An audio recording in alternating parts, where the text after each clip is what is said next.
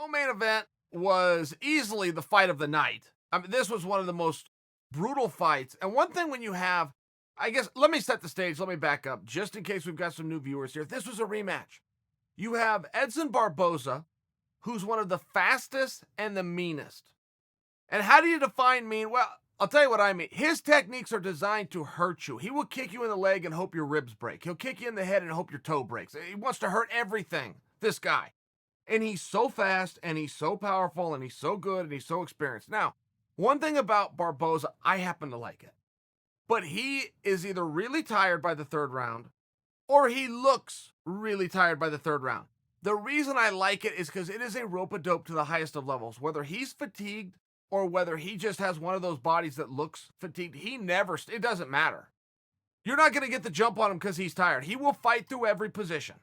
He will kick you nonstop. His switch kick never slowed down and did just as much damage to the body of Paul Felder in the third round when he was fatigued as it did any other round.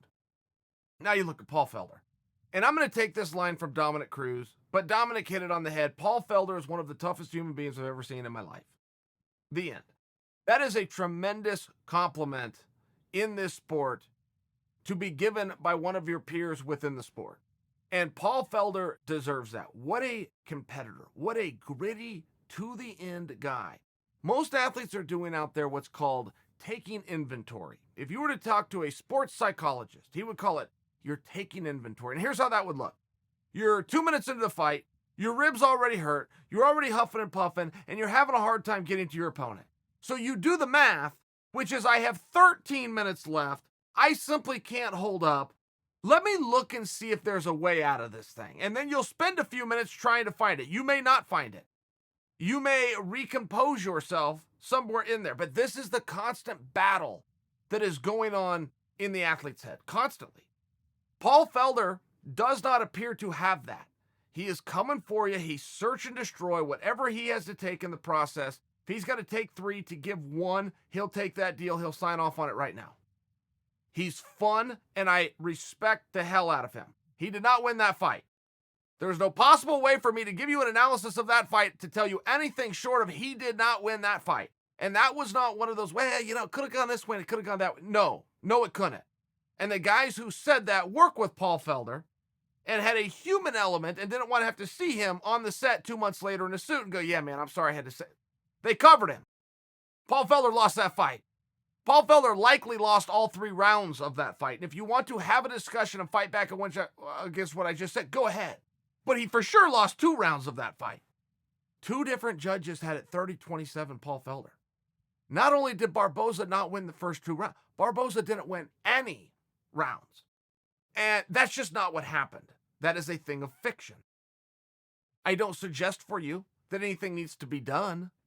We have seen things of fiction before, something that just simply did not happen. We've seen that before. And in this case, 2 judges had it.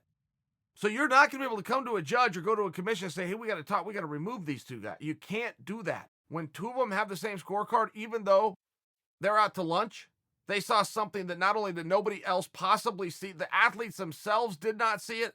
Felder was as surprised to have won that fight as Barboza was as surprised to have lost that fight.